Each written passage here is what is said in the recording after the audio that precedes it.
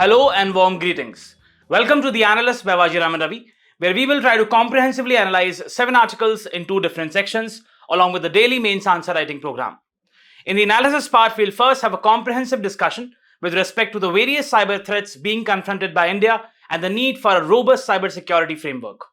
Then, in the second article, we'll have a discussions with respect to the allegations of forced conversions and the need for robust anti-conversion laws. Then, in the simplified section, we'll have a look at 5 different articles from a special perspective of UPSC Prelims 2026 along with the value addition. So stay tuned. Coming to the very first topic of today's discussion, this is with respect to the new frontiers of cyber threats in India. Someone very famously remarked that the biggest crime scene of the 21st century is the internet. Now, this highlights the various issues and the challenges which the cyber domain is now confronted with. Here we are talking about these cyber threats. See, with time what has happened is that we have integrated technology in almost every domain and service. Take for instance education, financial sector, banking services, or accessing the government services, or let's say the e-commerce. With this process, what has happened is that we have accompanied a lot of cyber threats. And this has basically compromised 2 aspects. The very first is the privacy of the individual. The second aspect is that it has also compromised the various aspects of national security. Therefore, especially for a country like India, which is witnessing booming number of internet subscribers, it becomes really essential, in fact indispensable, that we have a robust cybersecurity framework.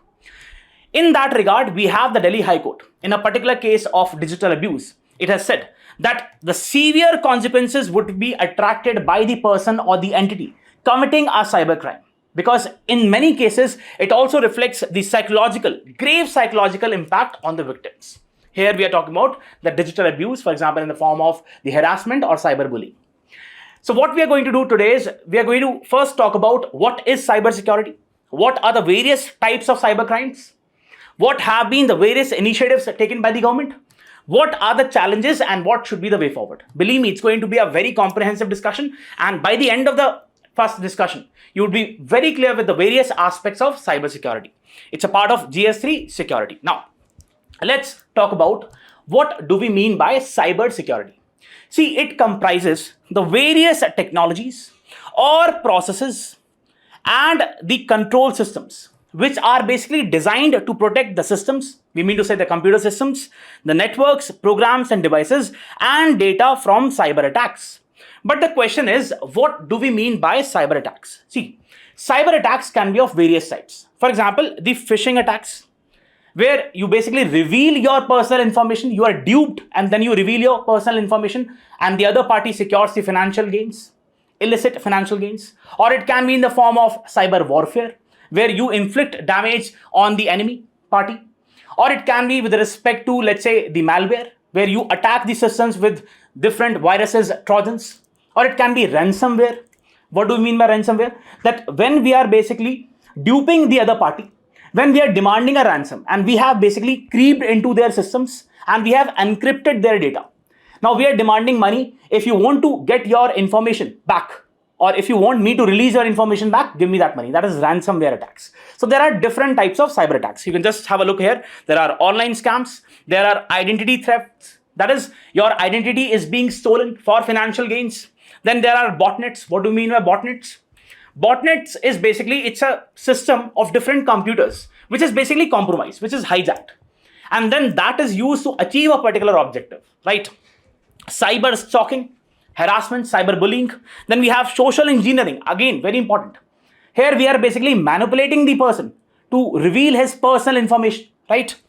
Flood attacks, you must have heard about DDoS, distributed denial of services attacks, where the systems of services is burdened so that it can ultimately not function, right?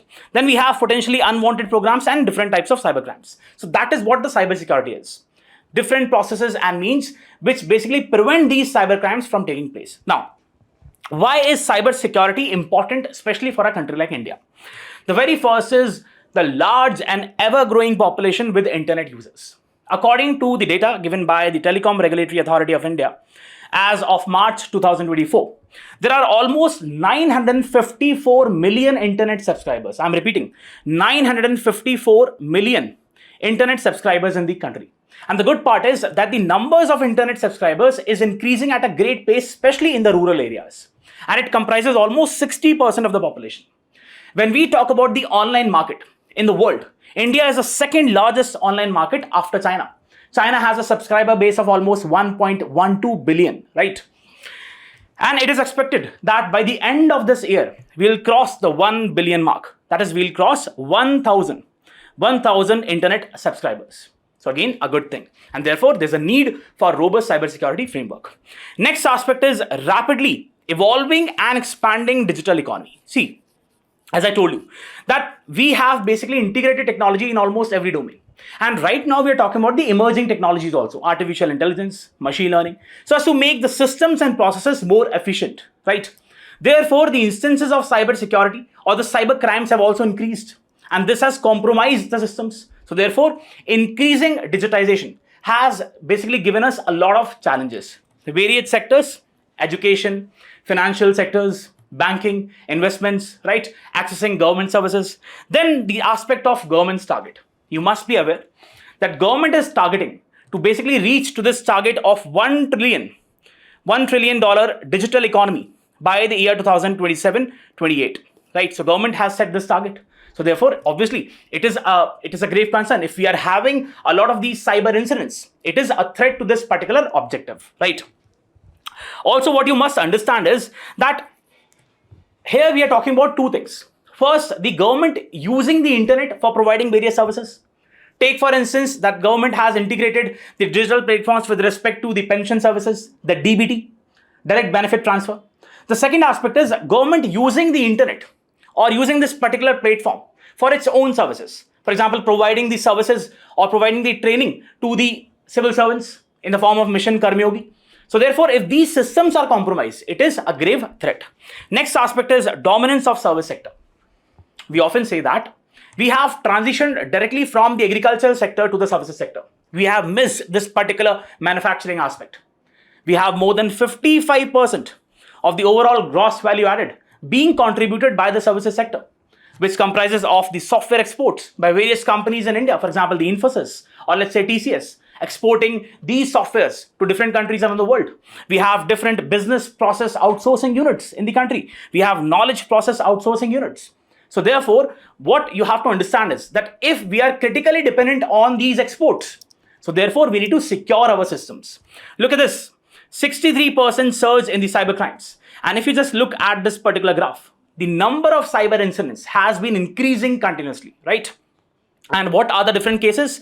Online banking fraud, OTP, one-time password fraud, credit, debit cards, case related to the ATMs, fake news, cyber stalking, fake profile. Then we have different things which are taking place. You can just have a look. Now, what are India's cyber security challenges? The very first is critical infrastructure vulnerability. But the question is, what do we mean by critical infrastructure? See, we have the general infrastructure, but there are some aspects of the infrastructure which are critical for the overall national economy and security. Take, for instance, the power lines, the power grids, or let's say the transportation systems, or let's say the atomic units. These are critical infrastructures. And what we have seen in the past decade is that there has been an increasing tendency of cyber attacks with respect to these critical infrastructure. So this compromises the national security, right? So it ultimately disrupts the essential services. Take, for instance, we have the transportation network of the Indian Railways. If a particular cyber attack takes place, definitely it's going to compromise the essential services, right? And endanger the national security. See, national security, you'll have to look in a broader pattern. We are including the economy aspects also, the environmental aspects also. So you'll have to see in a broader pattern. The very important instance is of 2019, when you had the Kundankulam nuclear power plant being attacked allegedly by Chinese hackers. Now this compromise, can you just imagine that a nuclear reactor the security of the nuclear reactor was compromised, right? Then we had an attack on Maharashtra State Electricity Board in the year 2020. And please understand that because of this particular attack, what happened was that there was a power outage in Mumbai. Now you must be aware that Mumbai is the financial capital of the country. And if a power outage takes place, definitely it affects the overall financial structure, right? Next aspect is that of financial sector threats. See, here we are talking about two things. The very first is at the individual level. You must have seen that people are duped, right? They're asked OTP.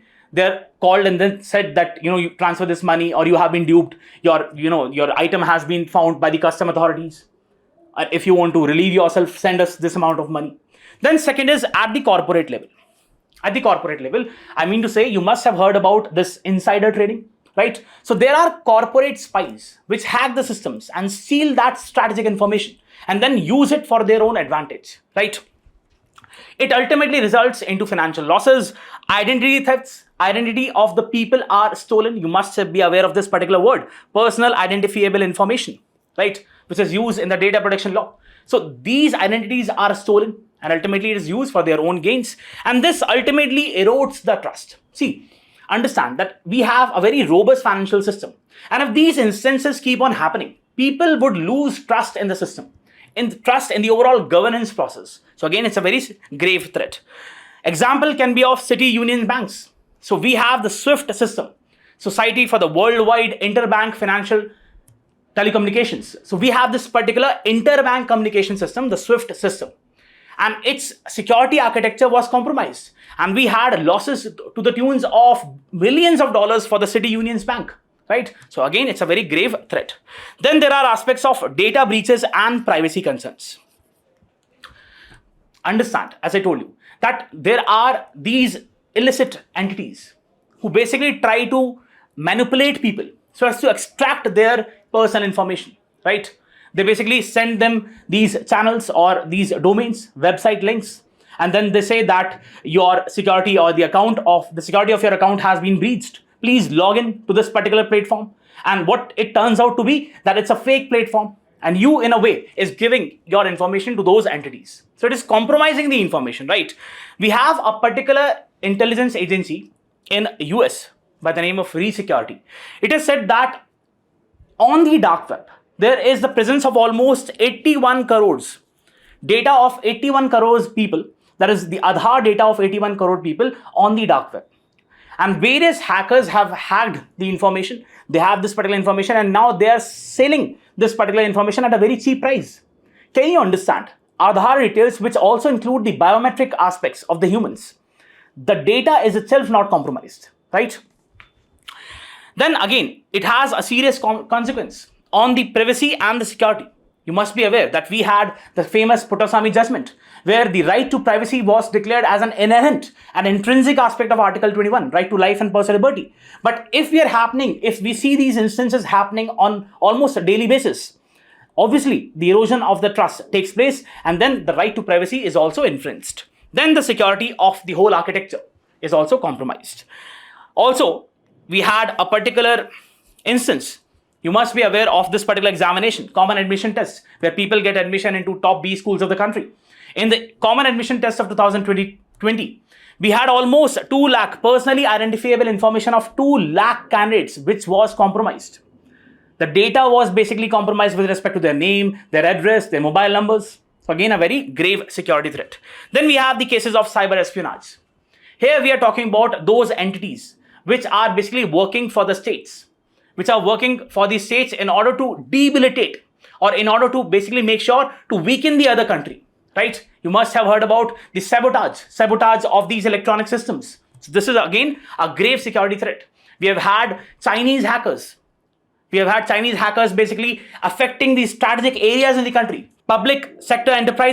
strategic public sector enterprises in the domain of atomic energy. They have been compromised by these Chinese hackers. We had one of these Operation Side Copy. Now, this was basically alleged to be carried by the hackers of the ISI of Pakistan, which basically affected a lot of data with respect to these public sector enterprises, right? So again, a grave security threat, and it affects the overall foreign policy and the economic development of the country. Obviously, because see, if these sectors are compromised, definitely it's going to debilitate, stop the growth of these sectors, and ultimately the overall growth of the nation would be compromised, right? Now, you can just have a look at this particular infographic. See that a Russian malware planted a server in Nigeria. It was used to bring down the Oil India system in Assam. Then we had the Domino India's discloses a data breach. Details of almost 180 million orders and 1 million credit cards were said to be leaked, right? So these are some of the very serious instances. And again, it's a grave threat to the national security. Then we have the issue of advanced persistent threats. See, what are these APTs? These APTs, they are basically inflicted by those skilled hackers. It's a very complex process. What they do is that they first creep into a particular system. They stay there, they hide there for a long period of time, and they try to steal the information, whatever information they can steal. And then they use that information for their own strategic advantage, right? So these APTs have been increasing in number, right? Designed to infiltrate and remain hidden in the network. There is a particular group, there's a particular Chinese group by the name of Red Eco.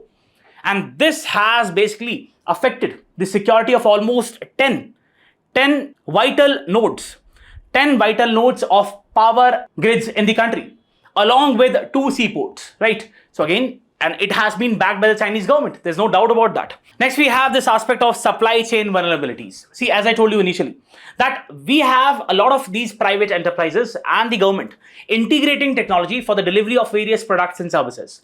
Now, let's say if we have a particular supply chain, take for example Blinkit, or let's say we have Flipkart or Amazon, or including the government services. If there is a particular effect, if there's an attack which is basically infiltrated on a particular component of the whole supply chain, it is going to have its consequences on the overall supply chain, including with respect to the data of the consumers, data of those people who are basically accessing those services.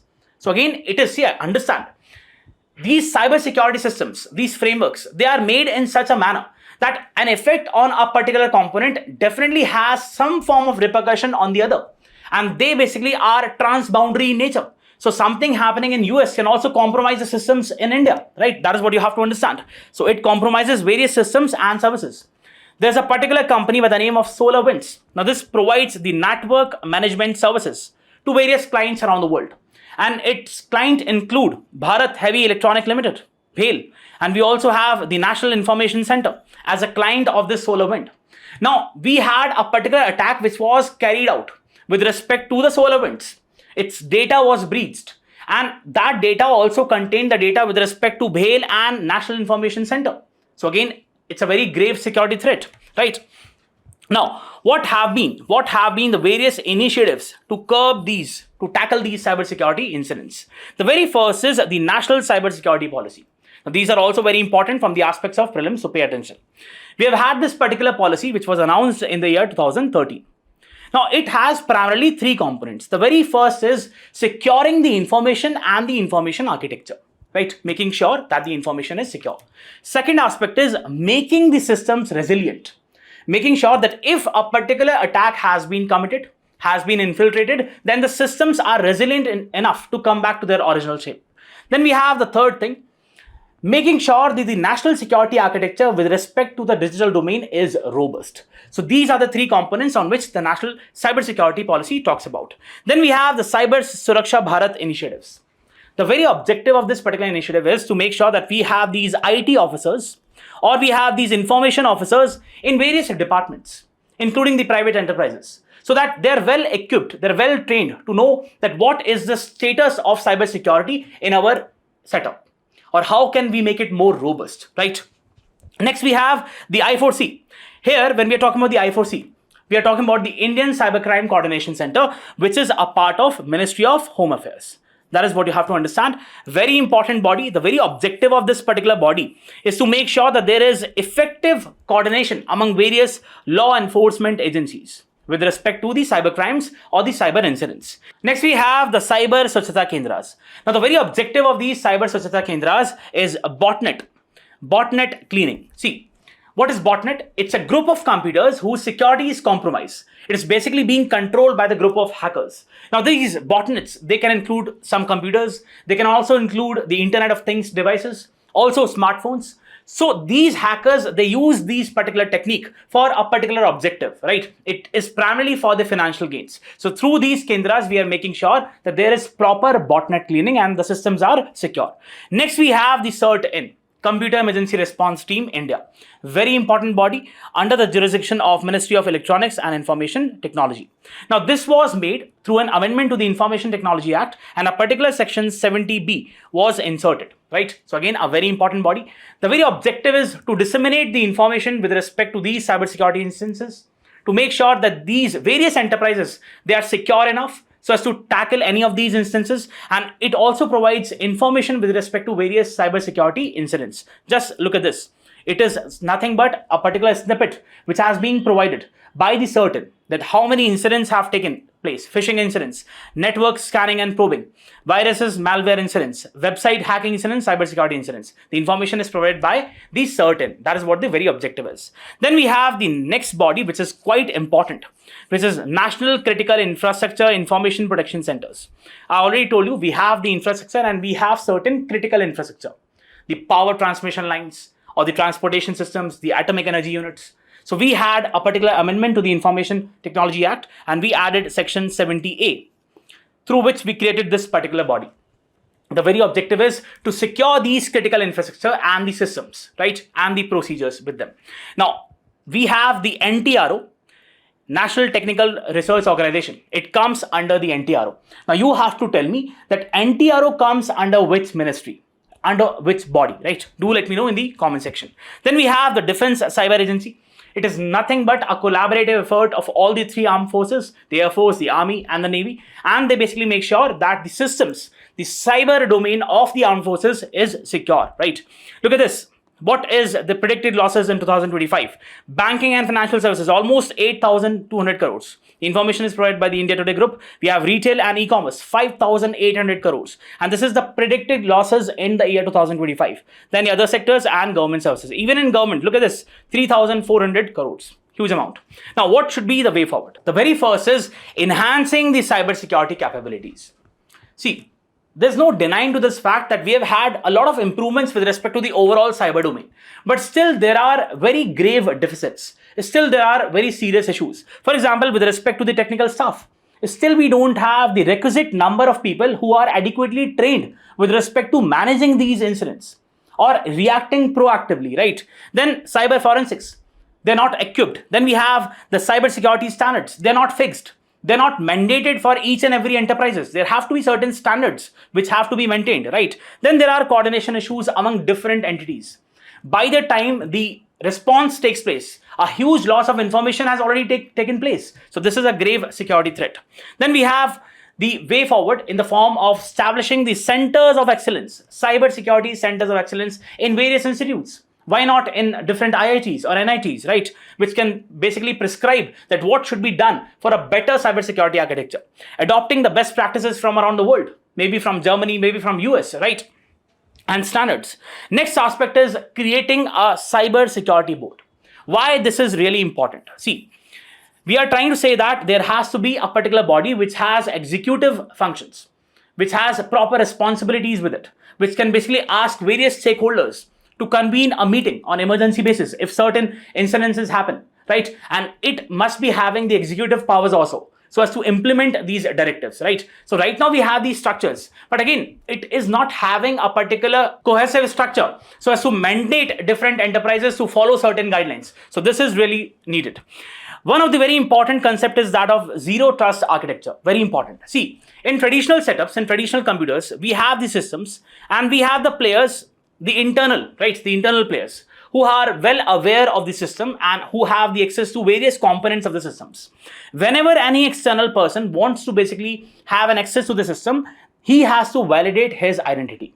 This is what the traditional systems are all about. But in zero trust architecture, what happens is even the people who are the internal stakeholders, they also have to prove their identity or they have to validate their credentials at every stage. Why? Because recently what we have seen is that primarily it is the internal players of an organization who have been responsible for leaking the information. Take for example the insider trading, corporate spies, right? So therefore we need to have a zero trust architecture which is basically infused in the overall cyber security architecture, so as to make sure that at every stage you have even for both the internal as well as the external, they have to validate their identity. This is what the zero trust architecture is all about. Next is strengthening the legal framework. See, you must have observed that with time, there have been frequent amendments with respect to the IT Act. What is the reason for that? The pace of development of technology is far greater than that of the regulatory structure. And that is the reason we have had a lot of amendments coming back and again with respect to the IT Act. So what is really needed is that we need to come up with a comprehensive law which has all the aspects of cybersecurity. See, what we're trying to say is we need to have a law which is not reactive in nature, which is proactive, which has a long-term vision with respect to the cybersecurity, so that it can basically guide various stakeholders with respect to the cybersecurity and make sure that the systems are secure, right? Not just to rectify the errors, but also to make the systems more robust. Next is expanding the international cooperation. See, as I told you initially, that the effect of these cybersecurity incidents, it is having a transboundary nature, right? So a particular incident in the US can definitely has an effect, a very serious consequence on the enterprises in India, on strategic units in India. Therefore, we need to have a transboundary coordination effort. Very important. Because these cyber attacks, they transcend the national boundaries. We can take the help of the United Nations or the organizations, for example, the International Telecommunications Union. Tell me one thing which is very unique to the ITU, right? Do mention in the comment section. Or the International Police Organization. Also tell me that which is the national coordinating unit or the national body which coordinates with the Interpol, right?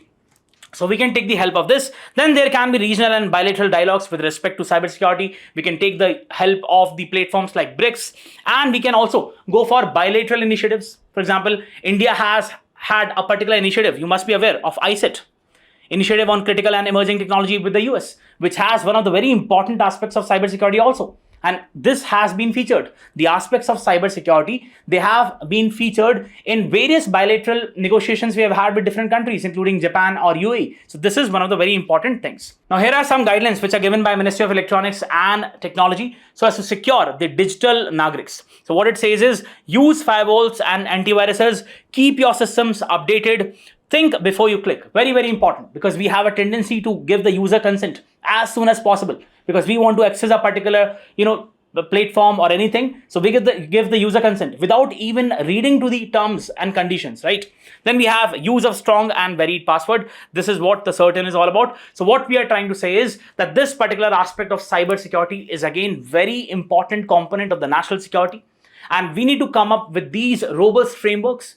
We need to make sure that we make the whole systems more robust. For example, having the zero trust architecture. People should be aware.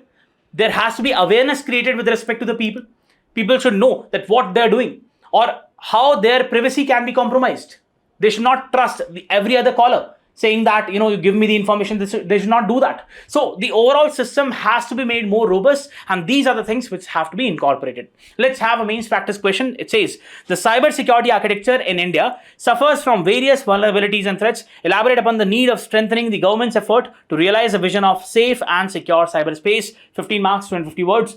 Do write a particular answer in this question. And we also had a particular question which was there in the year 2022. It says, what are the different elements of cybersecurity? Keeping in the view of the challenges in cybersecurity, examine the extent to which India has successfully developed a comprehensive national cybersecurity strategy. So by the content which has been provided to you, you can easily write both of these answers. Do write, and yes, if you're liking the initiative, do not forget to press the like button, and also let us know in the comment section. Let's go to the next topic.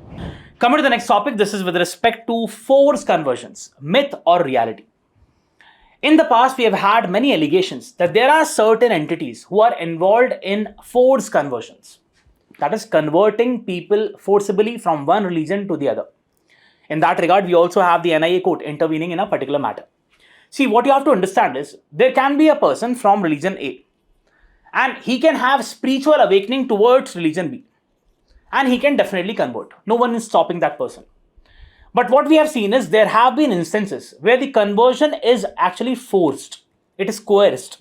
It is based on fraudulent means, not the real inclination towards a religion. So these conversions have to be stopped, obviously. Therefore, considering this, we have had many of the states coming up with the anti-conversion laws so as to prohibit these conversions. Now we have two groups in the society. One, saying that these anti-conversion laws, they basically violate or infringe upon the fundamental right of the people. For example, Article 25, we'll have a discussion. On the other hand, we have the other group saying that these anti-conversion laws are very important so as to maintain the stability in the society. So again, what we are going to do is we'll see what these anti-conversion laws are all about, what is the historical legacy, what are the important Supreme Court cases, and what should be the way forward. Very important part of GS2 fundamental rights. Now, as I said, that these anti-conversion laws, they are the legislative measures, statutory measures, which basically prevent or prohibit religious conversions. Again, what we are trying to say is not all conversions. If a person is having awakening to a particular religion, definitely he should be allowed to convert. Nobody can stop him. But what we have seen is there have been instances of fraudulent means. People have been lured that if you convert to this religion, we'll give you this amount or we'll give you this job.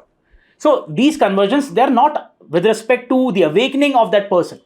They are forced. So those conversions have to be stopped through these anti-conversion laws.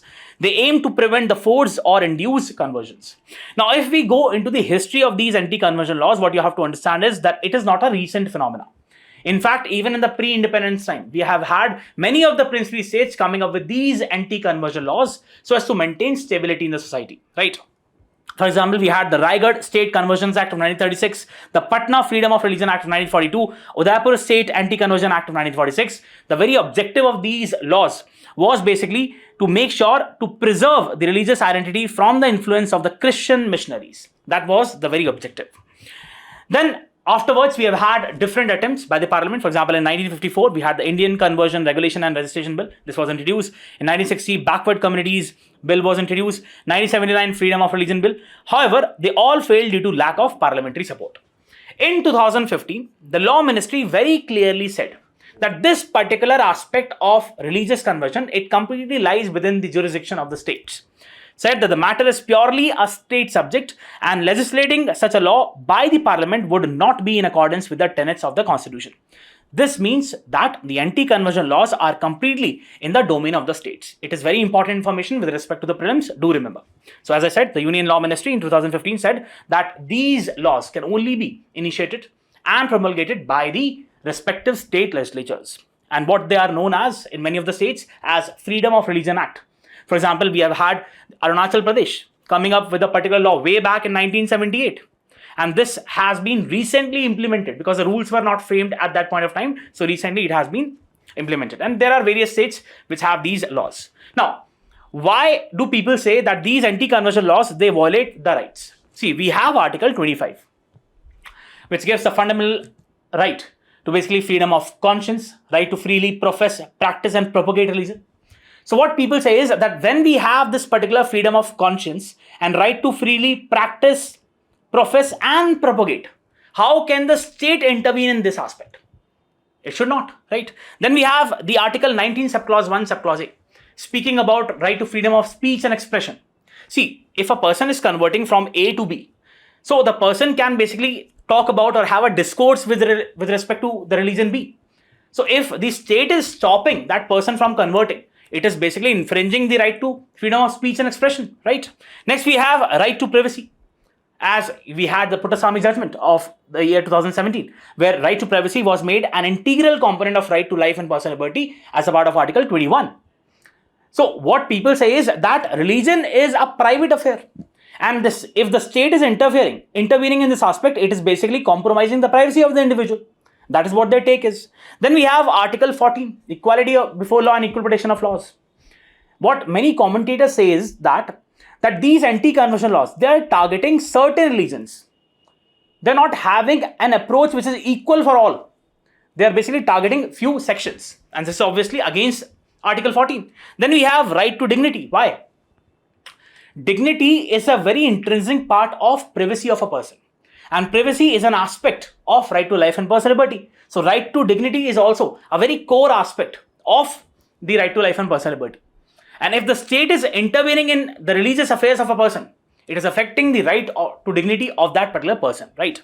Then we have alleged suppression of minority. So there have been allegations that these anti-conversion laws, they're primarily against these minorities, right? Now, what has been the stance of Supreme Court with respect to this particular domain, this particular issue? It was a very famous case of S. Pushpabai, in which the Supreme Court very categorically, very clearly said that we are not stopping a particular person from converting from religion A to religion B. But two conditions must be met. The very first condition is that the conversion has to be voluntary. that is out of his own free will. Second, the conversion has to be sincere. That is, it should be based upon the religious awakening of the person. It should not be based upon the fraudulent means, right? Now, what is the need of having strong anti-conversion laws in the country? The very first is so as to prevent coercion and fraud. What you have to understand is most of the people who have been converted, they belong to the low socio-economic strata. And in many cases, there have been allegations that they have been lured of money so as to convert from religion A to religion B. So this is something which has to be prevented, right? See, conversion can take place, but it has to be based upon the will of the person, the voluntary will of the person. It cannot be forced. Next aspect is preserving the social harmony. See, in a society, if there are frequent conversions which are taking place, definitely it would affect the stability in the society. It would create distrust in the minds of the people, and that is not good. Next, we have protecting the cultural identity. See, culture, what do you mean by culture? Culture is basically the way of living. Let's say you have a particular person who has been converted to the other religion. Now, definitely his way of living would change. There would be a change of culture. And if this change is taking place too frequently or too often, definitely it would compromise the very cultural identity of the nation, right? So this is what you have to understand. Next aspect is addressing the national security concerns. There have been reports by various intelligence agencies that many of the non-state actors are funding these religious conversions. There have been the involvement of many anti-social elements. They are trying to create instability in the society. And they're trying to convert people from one religion to the specific religion. So again, this has to be prevented. Now, what has been the Supreme Court views with respect to this particular discourse? The very first case is that of Reverend Stanless versus State of Madhya Pradesh, 1977. In this particular case, the Supreme Court upheld the anti-conversion laws for the state of Madhya Pradesh and that of Odisha, saying that they are 100%, they're completely constitutionally valid. Then we had the very famous case of Hadia versus Ashokan K, in which the Supreme Court said that a person has a right to marry a person of his or her own choice. And this also includes the right to convert to any other religion. Then we had the famous case of Puttaswamy, as I already told you, that right to privacy has been made an integral aspect of right to life and personal liberty, and right to basically practice a particular religion is an inherent aspect of right to privacy. Then we had the very famous case of Lata Singh versus State of Uttar Pradesh. In this particular case, what the Supreme Court said is that, especially in those cases of inter-caste or inter-religious marriages, if there is domestic violence which is taking place, then there have to be stringent punishment, especially in these cases of inter-caste and inter-religious marriages. Then we had the case of Sarla Mudgal versus Union of India. Now, in this particular case, Supreme Court highlighted two things. The very first is that if a person is basically converting from religion A to religion B, he cannot forego his legal and moral responsibilities, which he had before conversion. So he has to fulfill all his legal and moral responsibility. Second thing, what the Supreme Court said was with respect to polygamy.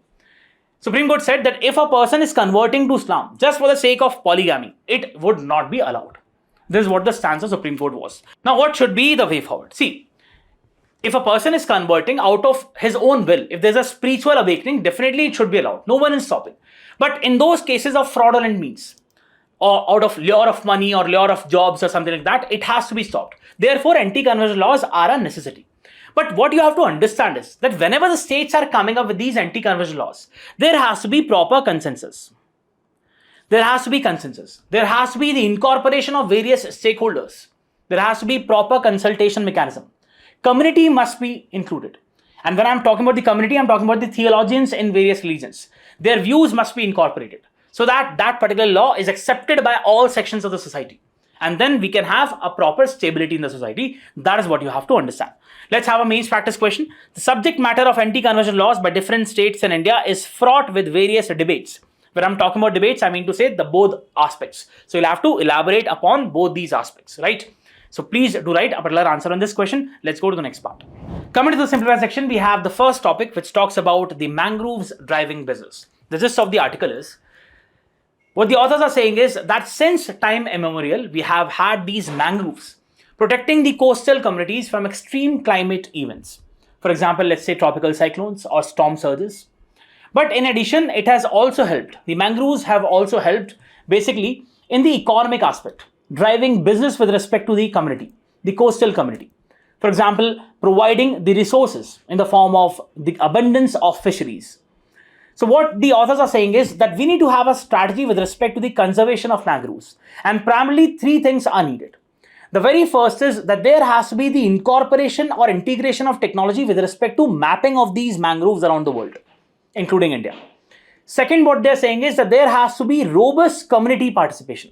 It has to be community-led conservation.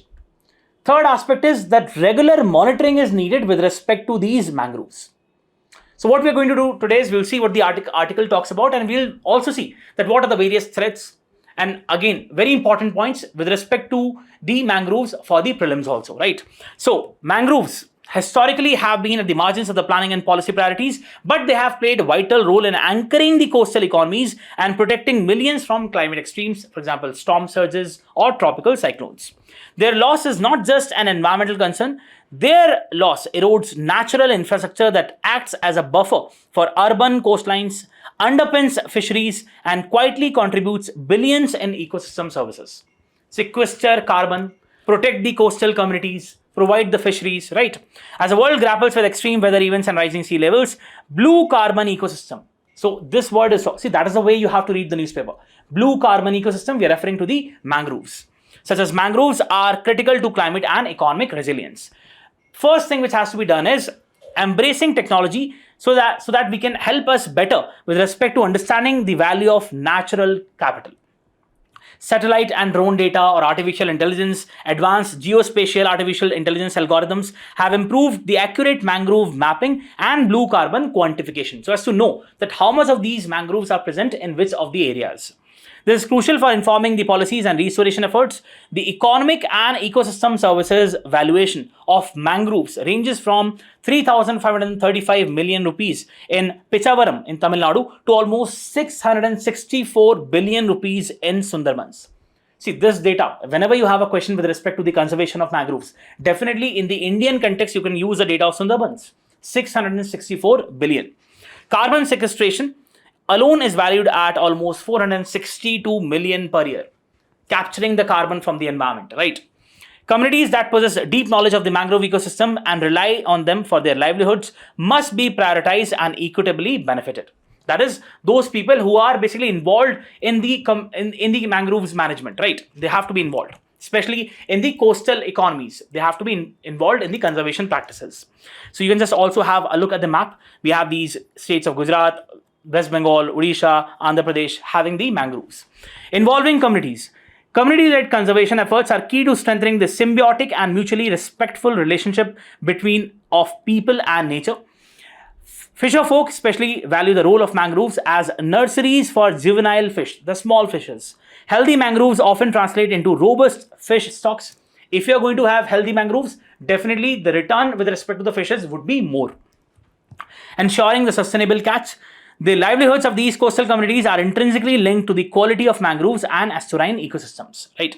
In dense urban settings such as Mumbai and Chennai, mangroves are often distressed, polluted, and degraded because we have the effluents, we have the industrial effluents, we have the all discharge coming into these water bodies and ultimately affecting the health of the mangroves.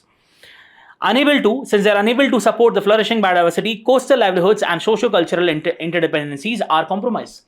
Because if these mangroves are degraded, we will not have enough of fisheries, and definitely it would compromise the economic status of all these communities engaged in these activities, economic activities. Mangroves and other coastal ecosystems also create opportunities for alternate livelihoods such as aquaculture, beekeeping, and ecotourism. Use these words, important. Integrated ownership models such as eco-development communities, which involve all these stakeholders, and joint forest management committees can be translated for urban mangroves. Third, what has to be there is citizen science can engage stakeholders to generate wonder and investment in this undervalued ecosystem and mobilize collective action for conservation. When community members from varied backgrounds are skilled to understand and monitor ecosystem, this can either supplement the existing assessment efforts or substitute for an formal monitoring. So again, it is in a way stressing upon the need for citizen science, where people themselves engage in knowing what this particular ecosystem is all about and then contributing to the knowledge. Mangrove health is intertwined with the vitality of the associated ecosystems and wetlands and the health of the rivers from source to the sea, as they contribute to the freshwater, sediments, and biota, right? regular monitoring is very much needed. Platforms that can play the role. Key components of mangrove health. Good indicators include mangrove area, quantity, quality, and timing of the freshwater flows, avian, floral, and molluscan and fish diversity. So these are the parameters on which we can assess the quality of the mangroves. That is what the authors are talking about. Such assessment can provide key insights to support the management actions. So we can have engagement platforms such as Mangroves Mitras or Friends of the Mangroves can open avenues for urban citizens to engage more with the local community. This can help rebuild a people, wetland, river mangrove connection. So again, having a well integrated approach, that is what the authors are talking about. So an immersive experience of the magical value of mangroves. Sustainable stewardship is not a top-down mandate but a symbiotic relationship where mangrove health and people's well-being are mutually reinforcing. So if you're talking about the sustainable management of these mangroves, community participation is needed, right? And there has to be awareness on every front of the community. People should realize the importance of these mangroves, right? Rather than mere biodiversity zones, protecting and restoring these ecosystems demands a coalition where science, business, community voices work in harmony. So the gist of the article is primarily having an integrated approach. Let's talk about this. Importance of the mangroves. They provide the ecological, economic, and climate-related benefits. Coastal protections from various events. For example, we have tsunamis or cyclones or surges. Carbon sequestration, store the large amount of carbon, up to 4 times more carbon than terrestrial forests. Biodiversity hotspots. For example, they're the habitats for fish and other organisms. Then we have livelihood support. Coastal communities rely on them. Then we have tourism. Very good opportunities with respect to tourism. Ecotourism, what we talk about. Fisheries, water quality. They filter the pollutants. They make sure that you have the incoming of the bad water, and then you have the filtration mechanism of the mangroves, which ultimately produces fresh water. Mangrove status in India, you can have a look. According to the India State of Forest Report of 2023, the mangrove status in India as follows. Total mangrove cover in India is almost around 5,000 square kilometers. West Bengal has the largest mangrove cover, then followed by Gujarat, right? The largest mangrove forest in India is Sundarbans. What are the threats? See, there are certain natural threats. For example, cyclones and storm surges, or it can be coastal erosion. We have the rising sea levels, and this is leading to the erosion of the coastal areas, so ultimately affecting the health of the mangroves. But there can be anthropogenic also, human-induced. The very first is deforestation for agriculture and aquaculture. Large-scale conversion of mangroves forests for shrimp farming or rice cultivation has led to extensive loss of mangroves. For example, nearly 40% of the mangrove loss is attributed to aquaculture expansion. Just for the commercial sake, we are destroying these mangroves, right? Pollution, industrial waste, the effluents coming from the industries affecting the health of the mangroves, urbanization and infrastructure development. Let's say we have these projects across the sea. This obviously affects the health of the mangroves. Illegal logging. Mangrove wood is harvested for fuel, timber, and other things, right? Now, what have been the initiatives? The very first is when we talk about the global aspect, the Ramsar Convention, it recognizes the importance of wetlands, including mangroves. That's what you have to understand. UNESCO Man and Biosphere programs, it supports mangrove conservation under various biosphere reserves.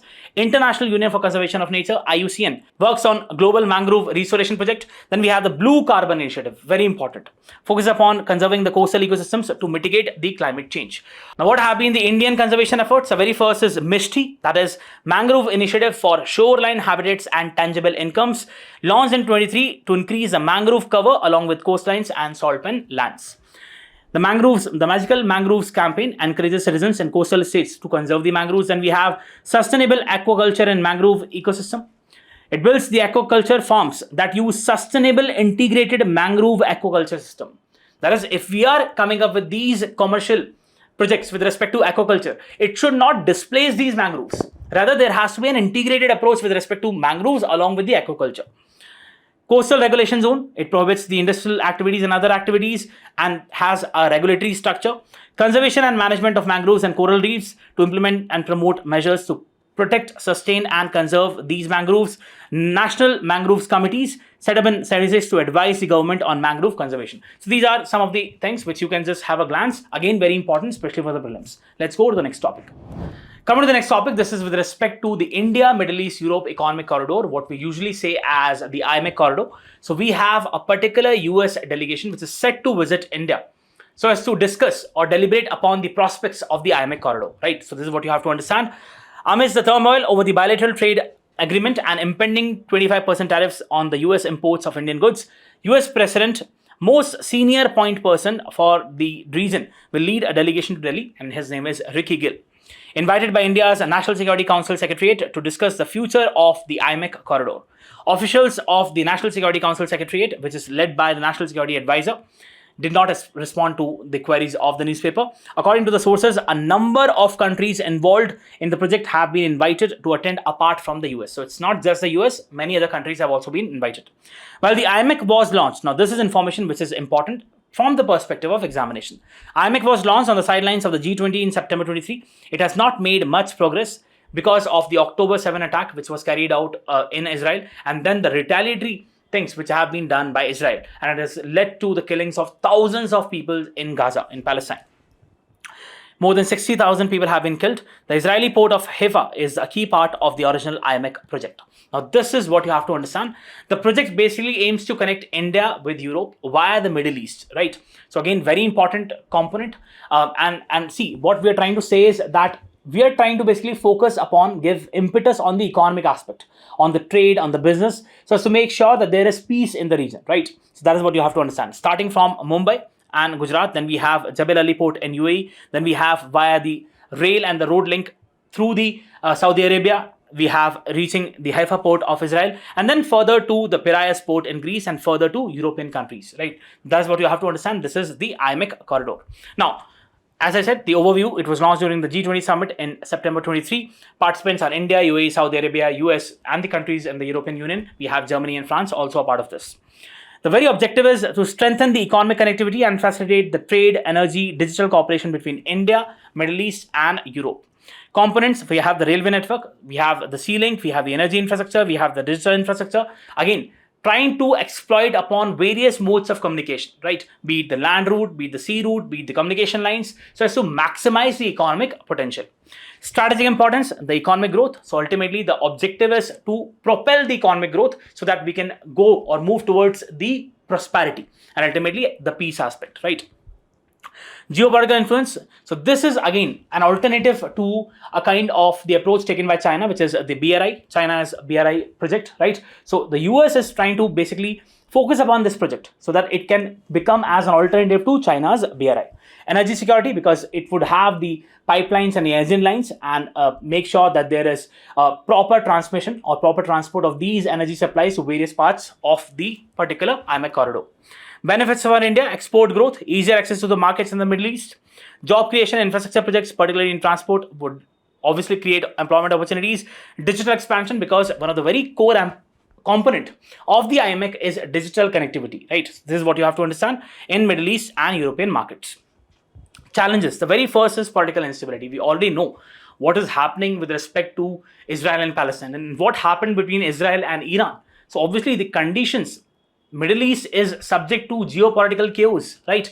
And therefore, the things are not smooth for carrying out this particular project. High cost, extensive financial and logistical resources, because the insurance costs have also increased with respect to the carriage of the sea vessels, right? Commercial vessels, their insurance cost has increased because of the turmoil in the region. So therefore, it is a challenge.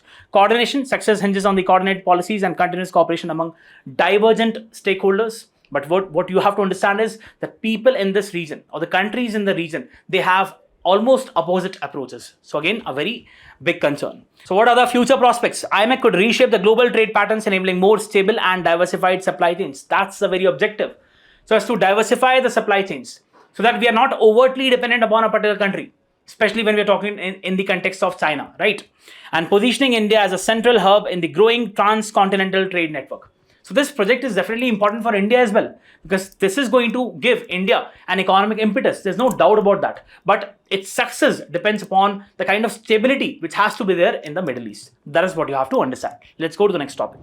Come to the next topic. This is with respect to the vice presidential election. So we have the Election Commission giving the date for the election with respect to the office of the Vice President.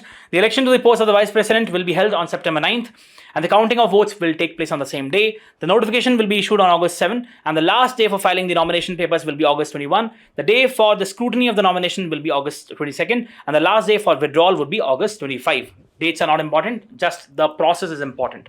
The Vice President is elected by the members of the Electoral College, consisting of the members of Parliament. That is where we see how the information is important. The Electoral College for the President is very different from that of the Vice President.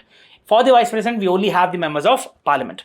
For the election of this year, which would be 17th vice presidential polls, the electoral college consists of 233 elected members of the Rajya Sabha. 5 seats are now vacant, 12 nominated members of the Rajya Sabha, and 543 Lok Sabha members, and 1 seat is vacant in Lok Sabha. The electoral college comprises of a total of 788 members, out of which 782 will be able to vote. Since all the electors are members of parliament, the value of the vote is same for every member of parliament, which is 1. The value is same. Now, electoral college system, just let's have a go through with respect to the election framework. The vice president election follows a unique democratic process outlined in Article 66. The electoral college comprises of all the members of the House of Parliament, that is Lok Sabha as well as the Rajya Sabha. So we have the House of the People and the Council of States, including the nominated members. This is what you have to understand. And this information can be really important for the prelims. So do pay attention. This differs from the Presidential Electoral College, which includes the state legislative assemblies, reflecting the federal representation. The election employs a proportional representation by single transferable vote. Each member of parliament ranks the candidates by preference, and votes carry equal value. We just saw that every member of parliament has equal value. To win, a candidate must secure the required quota. Qualification criteria and eligibility. The candidates must meet the specific constitutional requirements: Indian citizenship, minimum age of 35 years, qualification for Rajya Sabha membership. They cannot hold any office of profit under the central or the state government. If already serving as an MP, they must vacate their legislative seat before assuming the position of vice president.